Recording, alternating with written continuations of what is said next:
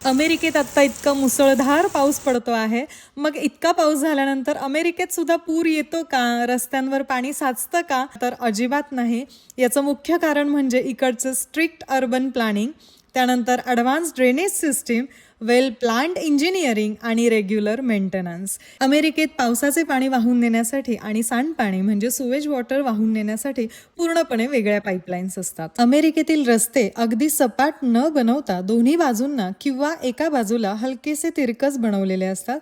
यामुळे पावसाचे पडणारे पाणी इझिली वाहून जातं. अमेरिकेत कोणतीही नवीन वस्ती, रस्ता किंवा घर बांधण्यापूर्वी तेथील पावसाच्या पाण्याचा निचरा कसा होणार याचा प्लॅन आधीच पास करावा लागतो. म्युन्सिपाल्टीज रस्त्यांवरील गटर आणि ड्रेनेज नियमितपणे साफ करतात. काही भागात परमिएबल पेव्हमेंट किंवा पोरस अस्फाल्ट असतात. या प्रकारच्या रस्त्यांमध्ये आणि कॉन्क्रीटमध्ये लहान छिद्र असतात जी स्पंज सारखी असतात आणि हे पाऊस पडल्यानंतरचं अगदी माझ्या घरासमोरचं दृश्य आहे. आता तुमच्या भागात पाऊस सुरू आहे का आणि पाऊस पडल्यानंतर तिकडची कंडिशन काय आहे ते मला कमेंट करून नक्की सांगा. आणि व्हिडिओ आवडला असेल तर please like, share and subscribe for more videos. Thank you.